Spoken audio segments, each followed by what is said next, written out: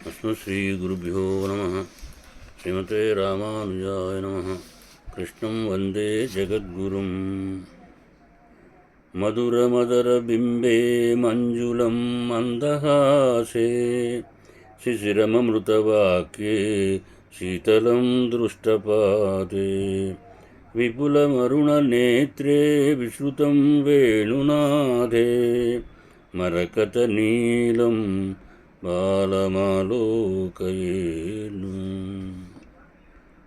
మాధుర్యారపి మధురం మన్మదతాతస్య కిమపి కిశోరం చాపల్యాదపి చపలం చేతో మమ హారతిహంతకం కిం కుర్మః.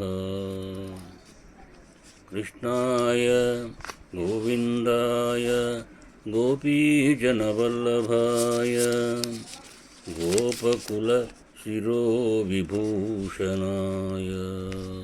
కృష్ణం వందే జగద్గురుం. శ్రీమన్మహాభారతం ఆదిపర్వం. నారాయణం నమస్కృత్య నరం చైవ నరోత్తమం దేవీం సరస్వతీం వ్యాసం తతో జయముదీరయేత్. మనకి 18వ అధ్యాయం.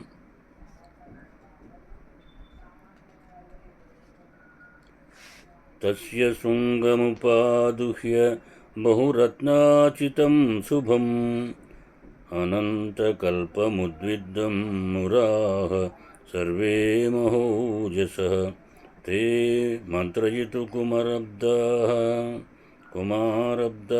తత్రాసీవాదివౌకసః. అమృతాయ సమాగమ్య తపోనియమసంయుతాః తత్ర నారాయణో దేవః బ్రహ్మాణమిదమబ్రవీత్ చింతయత్సు సురేశ్వరేషం మంత్రయత్పు చ సర్వశః దేవైరసురసంఘైశ్చ మధ్యతాం కలశోదధిః భవిష్యత్యమృతం తత్ర మధ్యమానే మహోదధౌ. ఆకాశంలో ఎత్తైన ఆ పర్వత శిఖరం అనేక రత్నాలతో ప్రకాశించే పర్వతం. అక్కడ తపో నియమాలు గల దేవతలందరూ కూడా చేరి అమృతం పొందడానికి ఉపాయం ఏమిటా అని ఆలోచింపసాగారు.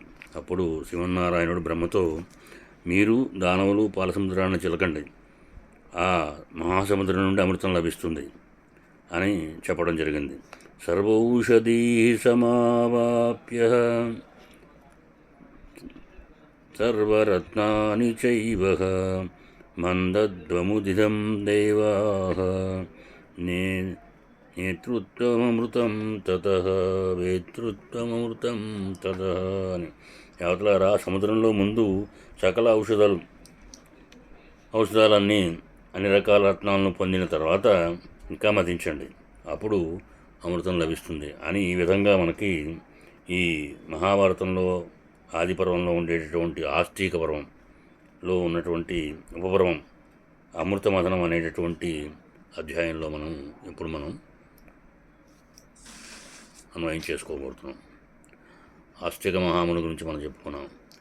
పెద్దలు చెప్తూ ఉంటారు, ఆస్తికం మునిరాజన్ నమామి అని, లేదా ఆస్తికం మునిరాజన్ నమామి అస్తిక జరత్కారు అని. అంటే మనం ఆ సర్పాలు ఎక్కడైతే ఉంటాయో అక్కడ ఇలా అనుకుంటూ వెళితే అవి మనకి అదృశ్యం అవుతాయి అని పెద్దలు చెప్పినట్లుగా. అంటే ఈ జరత్కారు, ఈ ఆస్తిక మహాముని వీళ్ళని తెలవడం వల్ల మనకి అవి అదృశ్యమవుతాయి, అగోచరమవుతాయి. ఒకవేళ మన ఎదురకుండా ఉన్నా కూడా అవి దూరంగా వెళ్ళిపోవడానికి ఆస్కారం ఉంటుంది. అంతా వైభవం కలిగినటువంటి నామాలు ఈ రెండు కూడా. ఆస్తికం మునిరాజన్ నమామి అని. అట్లాగే ఇప్పుడు మనం అమృత మథనం గురించి ఈ విషయంలో మనం ఈ అధ్యాయంలో మనం అన్వయం చేసుకోబోతున్నాం. దేవతలందరూ ఆ మందర పర్వతం దగ్గరికి వెళ్ళడం, నీలి వర్ణ శిఖరాలతో ఉన్నటువంటి అనేక లతా సమూహాలతో కూడినది ఆ మందర పర్వతం. అలాగే అనేక పక్షులకు నివాసమైనది, సింహాలకు, వ్యాఘ్రాలకు, తదితర జంతు సమూహానికి అది స్థానమైనటువంటిది.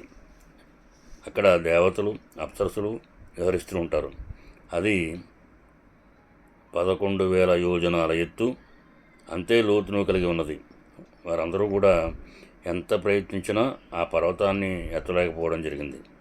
అందరూ మరల విష్ణువుని అలాగే బ్రహ్మగారిని ప్రార్థించడం మొదలుపెట్టారు. భవంతాభద్ర కుర్వాతం బుద్ధిం వైశ్రేయసీం పరాం మందరోద్ధరణే యత్నః క్రియతాం చ హితాయసః. అంటే మీరిద్దరూ సమృద్ధితో ఆలోచించి, సద్బుద్ధితో ఆలోచించి మన మేలు కోసం మందర పర్వతం ఉద్ధరించడానికి ప్రయత్నం చేయండి అని నృసింహుడు ఇలా అంటున్నాడు. భృగుశ్రేష్ఠ, విష్ణుమూర్తి, బ్రహ్మ కూడా అలాగే అని అందుకు సిద్ధమయ్యారు. విష్ణుమూర్తి సర్పరాజు అయినటువంటి అనంతుని ఆ పర్వత ఉద్ధరణకు ప్రేరేపించడం జరిగింది. అనంతరం విష్ణుమూర్తి బ్రహ్మదేవుల ఆజ్ఞతో మహాపరాక్రమవంతుడైనటువంటి అనంతుడు లేచి కార్యసిద్ధికి పూనుకోవడం జరిగింది. అత పర్వతరాజానం తమసంతో మహాబలః ఉజ్జహార బలాద్ బ్రహ్మాన్ పవనం నవౌకశం అని. మహాబలవంతుడైనటువంటి అనంతుడు మహోత్సాహంతో వృక్షాదులతో ఆ పర్వతాన్ని లేవనెత్తడం జరిగింది. తతస్తేన సురాః సార్ధం సముద్ర ప్రతిష్టతే తమోచు సురం త్వస్యాద్భే నిర్మదిష్యామహే బలం అని. అనంతరం అనంతునితో కలిసి దేవతలందరూ అమృతం కోసం సముద్రాన్ని వదిద్దామని అన్నారు.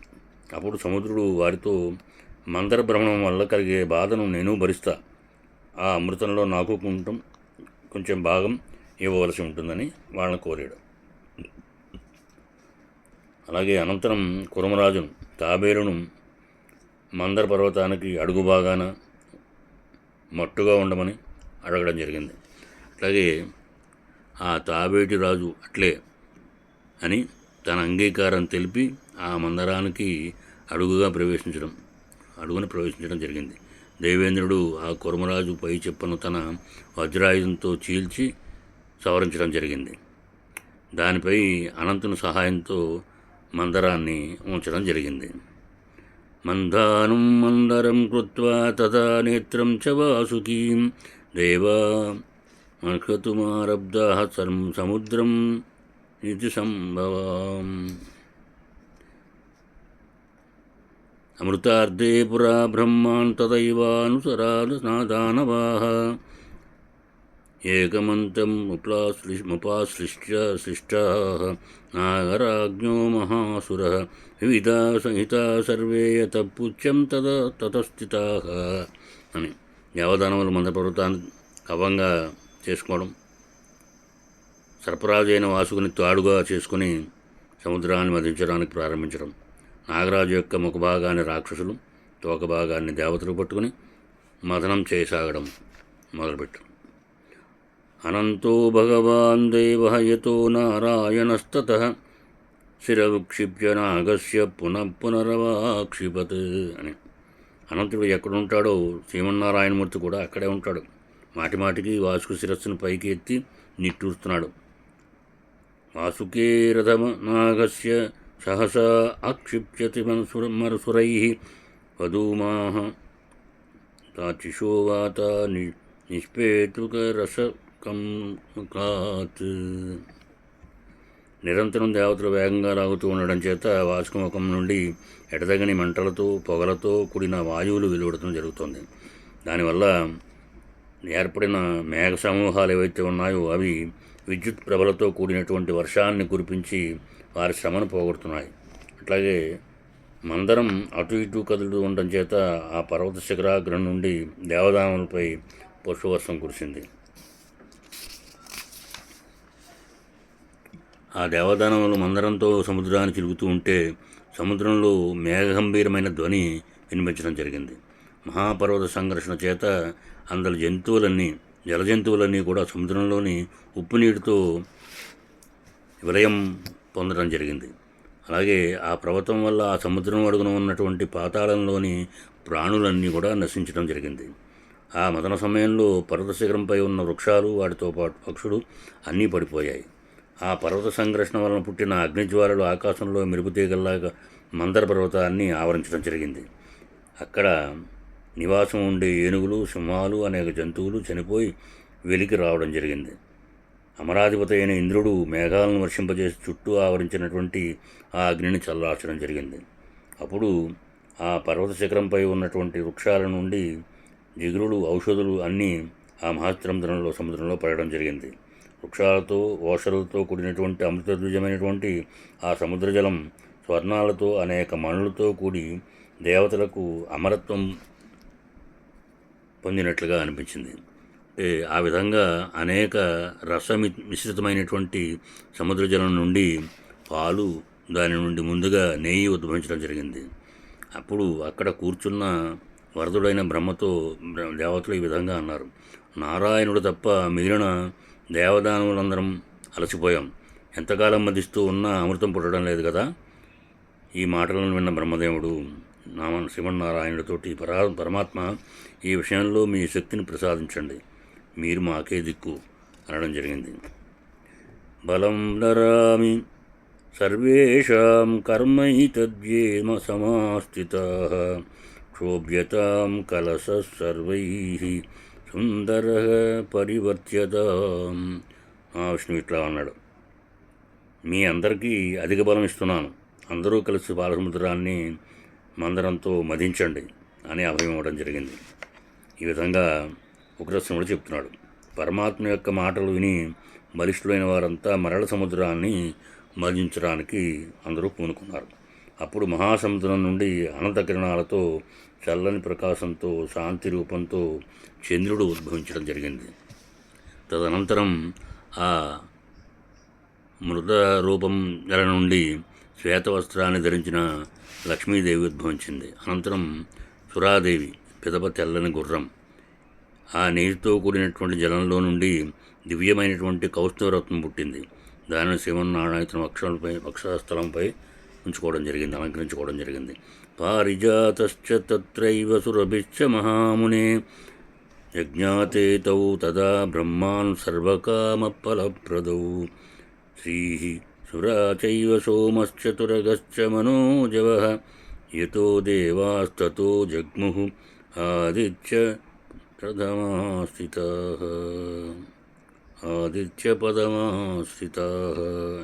మహర్షి పారిజాత వృక్షము, కామధేనువు, చరువులు కోరిన ఆ ఫలాలను ఇస్తుండేటువంటి అక్కడి నుంచే పుట్టడం జరిగింది. లక్ష్మీదేవి, సురాదేవి, చంద్రుడు, ఉచ్చేశ్రవం అనే మనోవేగం కలిగినటువంటి ఆ గుర్రము దేవతలను చేరాయి. ఆ దేవదానవులు ఇంకా ఉత్సాహంతో మదిస్తుండగా తెల్లని కమండలంలో అమృతాన్ని నింపుకొని ధన్వంతరి ఉద్భవించడం జరిగింది. ఈ అద్భుతాన్ని చూశాక దానవులలో అమృతం కోసం ఇది నాది, ఇది నాది అనుకుంటూ వాళ్ళందరూ కూడా శబ్దాలు వెలువడేటట్లుగా గట్టిగా అరవడం మొదలుపెట్టడం జరిగింది. అనంతరం తెల్లని 4 దంతాలతో కూడినటువంటి ఐరావతం అనే ఏనుగు ఉద్భవించింది. దీనిని దేవేంద్రుడు స్వీకరించాడు.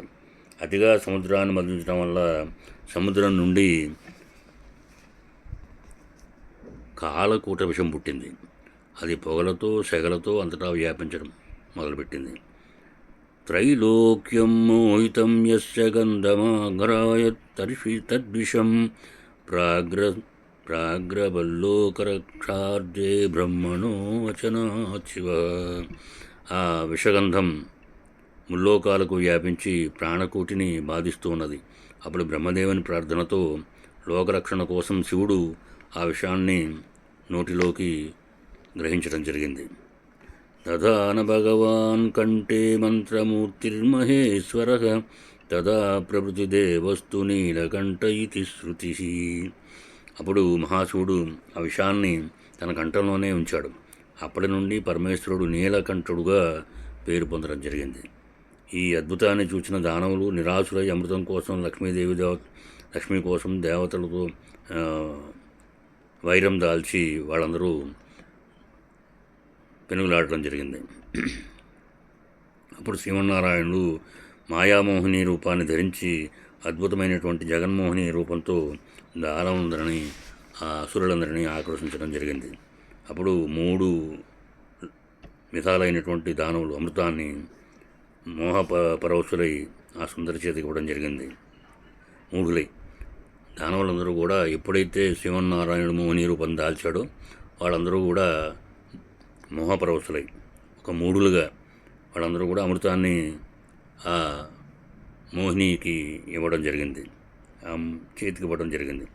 అలాగే ఆప్యమానేషు దైత్యేషు పంచాచ ప్రతిదానవై దేవానపాయరిదేవి దైత్యాం తే చ చుక్రుషు అని మోహిని రూపంలో ఉన్న నారాయణుడు ఆ కమండలాన్ని పట్టుకుంటాం. దైత్యులంతా పంక్తిలో కూర్చున్నారు. మోహిని దేవతలకు అమృతం పోయడం, దైత్యులకు పోయలేదు. దానితో దైత్యులంతా మొదలుపెట్టడం జరిగింది. ఇది శ్రీ మహాభారతంలో ఆదిపర్వంలో ఉండే ఆస్తికం అనే పర్వంలో అమృత మదనం అనేటటువంటి 15వ అధ్యాయంలో మనం రావడం జరిగింది. ఇంతవరకు ముందు దేవదానవ యుద్ధం, దీని తర్వాత ఘట్టం మనం సమన్వయించుకోవడం ముందు జరుగుతుంది. కృష్ణం వందే జగద్గురు.